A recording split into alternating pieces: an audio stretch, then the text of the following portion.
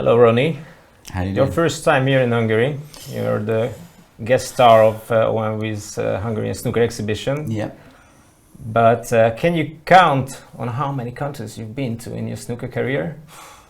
Have you ever So many. make record of that? No, but it's an interesting question. So maybe that's a bit of homework that I can do when I'm on the plane tomorrow traveling to Thailand, just to try and figure out how Well, many different approximately countries. how many countries? Ah. 40, 50, Yeah, more or less? Easy 40, 50. Must be. I mean, I know there's probably 180 countries in the whole world, so I'm sure I've done a third of them. That means a lot of time on planes, I guess, or in cars? Yeah, a lot of time on planes, Cabs. cars. What's that? Cabs, taxi? Cabs, taxis, tuk-tuks, all sorts of stuff, you know. So yeah, listen, I love my life. It's been an adventure, you know, traveling. Traveling with work, I find fun. Traveling for holiday, less so. But it's taught me to travel well, you know. So when I travel, I know certain tips on how to make the best of my trip, you know. My number one tip: always find a local.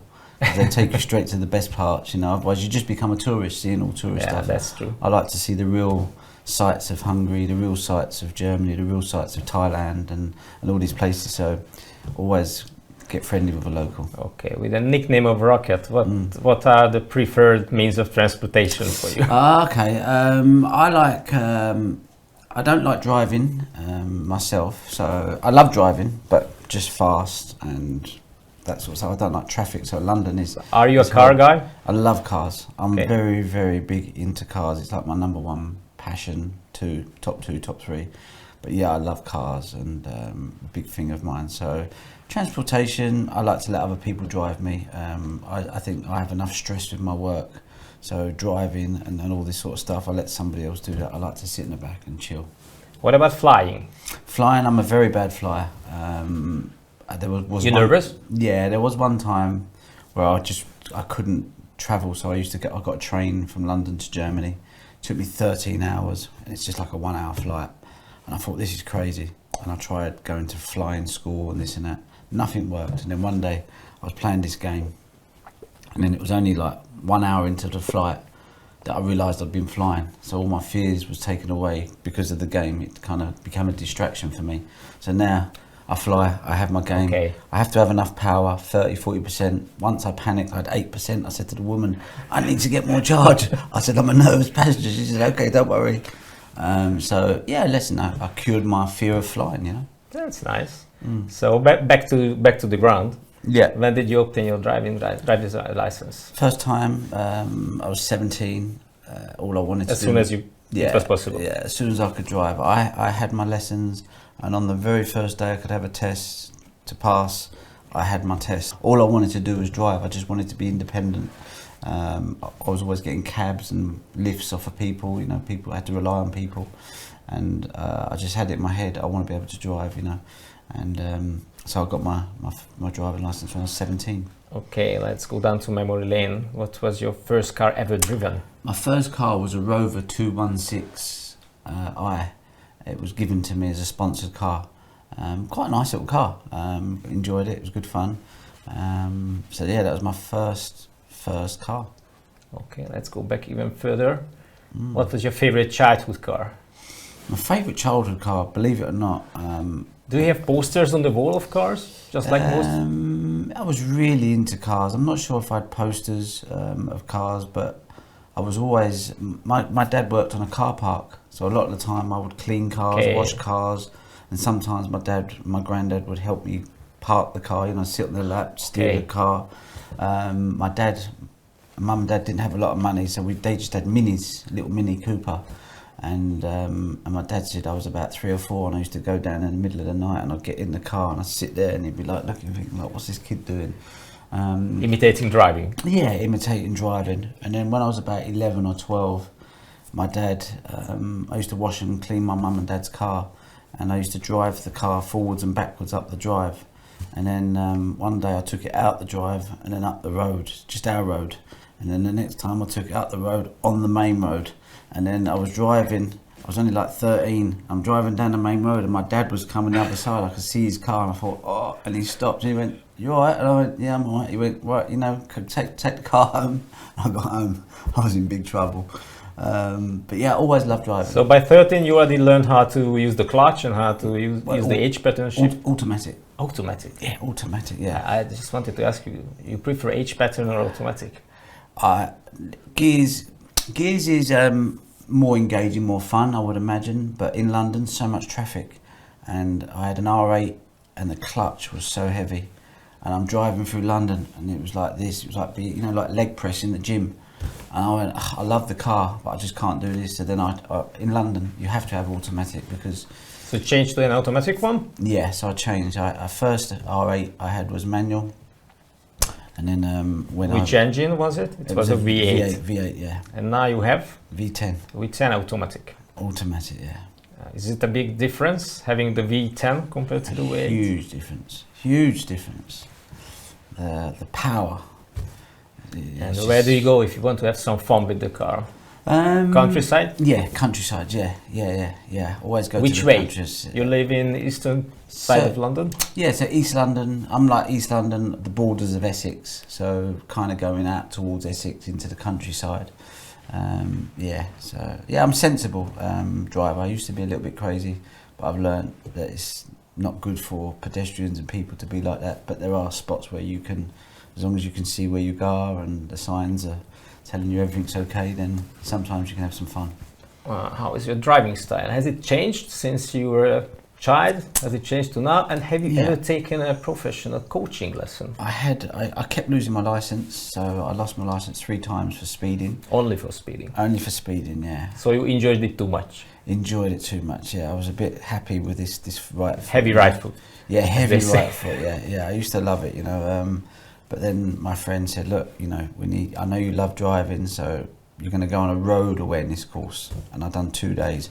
And ever since that day, I've never had a point on my license. And that was maybe 14 years ago. So that was a massive improvement and brilliant for me because obviously, you know, people walking, kids, this, that, you know, it's dangerous. You know, a car can be a dangerous weapon in the wrong hands. And then I had road racing. Yeah, I've done some races. Brands I just wanted to ask you about it because I was actively racing back then. It was 2009, and I remember you had the race number 147, the Volkswagen Jetta, the Volkswagen Racing Cup. That's right. Tell me about the impressions and the memories you have, because going to a racing car from just being a normal everyday road driver is a very different kind of thing. Probably the best experience I've ever had. We've done 4 races, a lot of training to get my license. At what track? We done Silverstone. A lot of my training was done at Silverstone, Brands Hatch, and the races were done at Silverstone and Brands Hatch. Okay. And so obviously, just to get my license, I had to do a lot of time in the car. And then, what did you surprise the most sitting in a racing car, which you haven't really thought about before? The one good thing, you know, it was just how to feel if you got it right. And sometimes I said, when you get it right, it's like when you're in the seat, you feel, you know, you feel the seat of the pants. Yeah, you feel it from the seat. You feel if it's right or not. And when you get it right, you think, oh yeah, that feels good. When you get it wrong, it's like, oh, the car goes all light and stuff like this. So learning the balance of a car, it was amazing to me. It was like, oh, you can actually control. You know, you see drivers like yourself, amazing drivers do these things with the car, and you think, how does it do it? And when they explain to you the brake goes down and the balance, and it's all about dynamic the balance changes of balance. Yeah, and then you go, oh, there's a science to this. You know, there's a science to everything. But Yes. once you start to learn it, Absolutely. it starts to fascinate you, and then you start to have a newfound respect for, you know, what these professional drivers and these experienced drivers do. You know, so just learning all that stuff, and then, you know, you having that experience about, you know, make you feel much safer in a car, you know. So when I'm driving now, sometimes I have a friend and they're like, oh, and I'm like, listen, this is okay, there's more, I can do more, but I won't. But, you know, they're just used to just normal drivers. So sometimes when you have that little experience, your friends are in the car, you can scare them a little bit, but it's still safe, you know. Did you make a visit to the gravel trap? Yeah, on my first race, it was so embarrassing because I was so keyed up. Everybody has it. Honestly, it was horrible. I hit an oil slick, and the car just turned around, and everybody. So you was spun. We spun, yeah. You spun backwards. Yeah, I was going backwards at 120 mile an hour. they're going that way and I was going that way, and I was like, I thought, what's happened here? Boom, in the gravel. And then there's the shame of having to drive back in the lorry. Honestly. And I was like, oh no. It was an embarrassment. Oh, it was horrible, you know, because I just wanted to race, and I see all these cars, and I'm thinking, I put all this hard work in, and it was like 20 laps or something, and I got half a lap. I was so disappointed. And then the next race, they said, look, just follow, take it easy.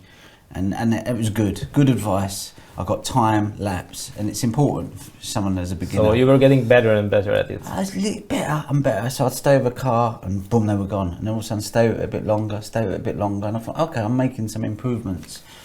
A little bit like running. So I used to run with this guy, and at first, after 5 minutes gone, then it was 10 minutes, and it was 20, and then I could stay with him longer and longer. So I just kept this in my head when I'm racing, that I don't need to be fastening, but if I can stay with them for as long as I can, eventually they get away, because their skill level was much higher than mine. You were guest at Top Gear reasonably priced car, Yeah. back then, with the Suzuki Liana. And I was surprised to see that out of 66 people trying the car, you were fourth fastest. Yeah. Only 6/10 of the fastest. Yeah. And I checked further, because Formula One drivers Yeah. did the same, and Yeah. they only beat you like 5 seconds, which is Yeah. not that much. Oh, okay. Can you remember that experience? Yeah, I remember it really well, and I'd never had any track experience before that, so you know, it was nice. You know, it was nice to sort of get up on the leader. But I think I was second when I done it. I was second. You were second. Yeah, at the time, but then a couple more overtaken. But yeah, it was a great experience. I loved it. I just love cars. I love speed. I love track driving. You know, it's so exciting. Driving to a gas station. Are you a self-filler, or let the gas station attendants to do the work? I would let the gas attendant, but they don't do this in the UK no more. So I just do it myself. Okay. I do it How about tire pressures? When was the last time you checked your tire pressures? I'm not good with tire pressures. I'm not good. That's important when you're on the track. Yeah, on the track, obviously, you kind of have to make sure you're. But I'm a very lazy driver. If my car needs an MOT, I'm like, it has to be sold. I just don't have time to worry about. I'll get a friend to take it and do it for me, but I just think, okay, I have so many things to do that I can't be having that on the list as well, you know. Question. There are two professional sports with 2 7-time world champions. One is snooker. Can you guess the other? Formula One. Oh, of course. Yeah, Schumacher and Hamilton. Yeah. Okay. Yeah. So it's me, Stephen Hendry, Schumacher, and Hamilton. So you're into Formula One. I love guess. Formula One. You know, Yeah. you knew the answer right away. Amazing sport. Yeah, incredible. So followed it since your childhood. Yeah, young. I used to watch Prost, Senna, Mansell. Obviously Nigel Mansell. Okay. With Britain. So I always followed it from that age. Nelson Piquet. You know, all them sort of names. Did you have a childhood hero? Pardon? Did you have a childhood hero in Formula One? Senna. Senna. For me, Senna. So I mean, Senna. I've always loved Senna, but then I watched the documentary. Have you seen the documentary, Yes, Senna? of course. I cried. He made me cry. You know, beautiful. I love Senna. You know, Prost is obviously nice, this, that, but I love Senna. And who's your favorite Amazing guy. nowadays? I like Verstappen. I like winners. And I like people that are just purists, that love the sport, that wanna, you know, like Senna he wasn't bothered about anything other than just, you know, Just the driving itself. Yeah, and he made no excuses. He was hardcore, you know. He was a lion, you know. You know, we talk about sports people like that, warriors, the lions, Braveheart. I don't know if you see the film Braveheart. That's the same spirit with Verstappen. I see your point. I love this spirit. You know, when I see someone like this, that to me, that is what a sportsman is. For me, is the most important thing for a sportsman. You know.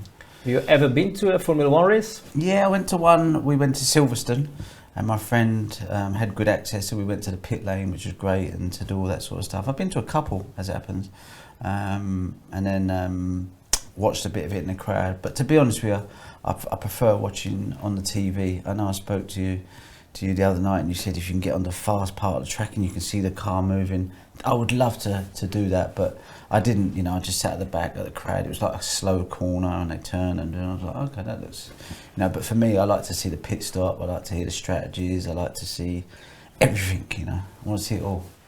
What's your most memorable, weirdest driving story anywhere around the world? Maybe in a tuk-tuk. In Thailand. One of my scariest moments was when I was 15 and I went to India to play in the World Junior, and we arrived in Delhi.